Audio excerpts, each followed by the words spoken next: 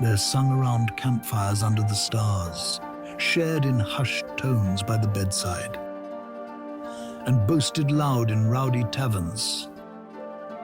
Endure the perils, conquer the unknown, and perhaps one day you too can tell tales for the long nights.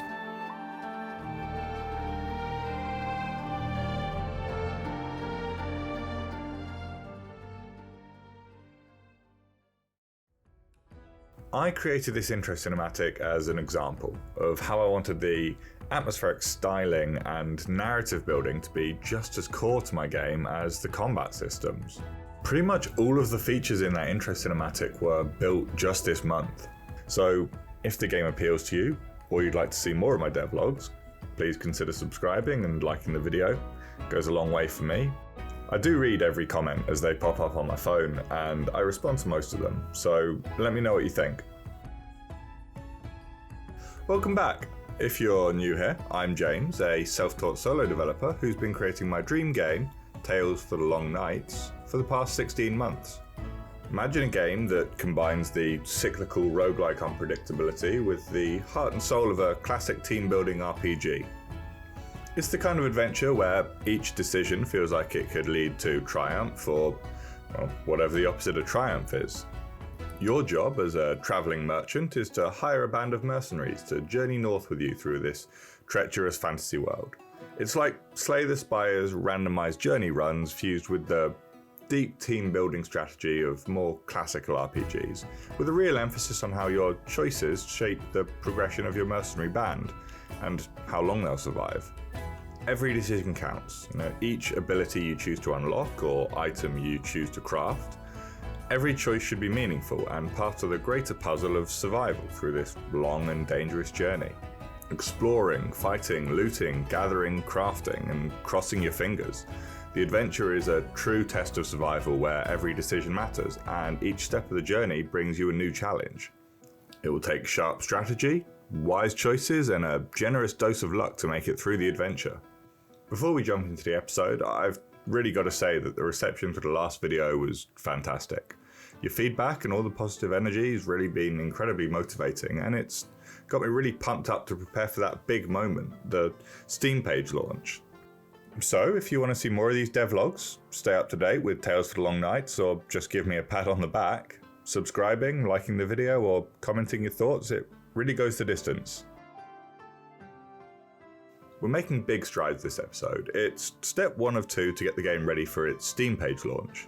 We're covering a full redesign of our UI, brand new terrains and environments, introducing a new weather system, and diving headfirst into those small details to get things up to the level of polish that the game demands. Now, the theme of this video is polishing the world, and in the last episode we put a lot of effort into making sure that everything from combat and events and gathering, fishing and merchants all felt like they belonged in this one cohesive world. And the reception was great, people seemed to really appreciate the care given to making sure that everything felt connected. After all, the game's about a long journey, and it should feel like you're travelling through this living and cohesive world rather than hopping between disjointed scenes. Continuing this effort to make these game systems integral and grounded parts of the world, the next step was to integrate the adventuring maps more deeply into the player's experience. In Tales for the Long Nights, each run starts in the town of Driftwood. Eventually this will be a small hub town that we'll use to build meta progression, but that will come much later. You begin your adventure by recruiting 3 random mercenaries from the Mercenaries Guild in the town, where you'll then head to the tavern to plan your perilous journey. This is where the adventuring map comes into play, and I wanted to make it feel like this functional and immersive part of the game rather than just a floating menu screen. That's when I came up with the idea of having the map rolled out on a long table in the tavern, with your mercenaries sitting around it, strategizing for the journey ahead. Originally, I tried to design this intricate and graphically detailed map, but it felt overdone, out of place in this stylized game world, so I stripped it back, opting for instead a version that matched the simplicity and accessibility of the UI that we wanted to build. And honestly, it's been amazing to see the idea come to life. Seeing the map rolled out on the table with the sound of the bustling tavern in the background and the music playing, it's really brought the adventuring map to life. It's no longer just this screen for you to click through. It's a real and tangible part of the journey, a moment where you and your mercenaries decide how to best face the dangers ahead. In the ongoing effort to make Tales of the Long Nights feel alive, the next big step was to introduce this comprehensive weather system. We wanted to stop the world feeling so static, not feel like you're hopping from one set piece to the next without a sense of the land around you changing and breathing. So we built this dynamic weather system that brings the world to life. Our lighting system allows each of our scenes to transition from morning to night as the journey progresses, adding that passage of time that every great adventure needs. Each run in Tales for the Long Nights spans 4 days, and at the end of each day you reach a campsite, this safe haven where you can rest, regroup and plan ahead. I used the campsite scene that we built in our last episode to design the weather system in, as it's got all the hallmarks of our modern design philosophy. It became really quickly apparent as I was building out these weather states that they each gave the scene completely different feelings. Sometimes it feels like your mercenaries are enjoying a well-earned evening around the campfire, but sometimes the oppressive rain adds this hopelessness, as if your adventurers are really struggling with the journey. Each day in the adventure, we generate the weather patterns at the start, and then we progress through the weather cycle as your journey towards your campsite for the day continues. The way it slowly transitions from sunshine to a drizzle to rain and thunderstorms really makes the journey feel real, as if we're traveling through a world that's living and breathing. Combine that with the passage of time and it's amazing what difference it's had on the feel of the game. It's about making you feel like you're there, braving the elements, struggling forward with the adventure, despite whatever the world throws at you.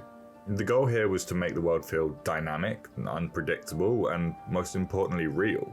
The new weather system's there to remind you that this isn't just a series of separate scenes, it's a living, breathing fantasy land that changes around you.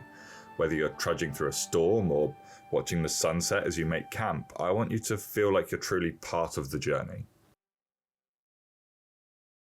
Now, the old placeholder UI just wasn't vibing with all the hard work we put into our environments. I mean, you can only tolerate this mismatched and blocky menus for so long before they start to feel like an intrusion.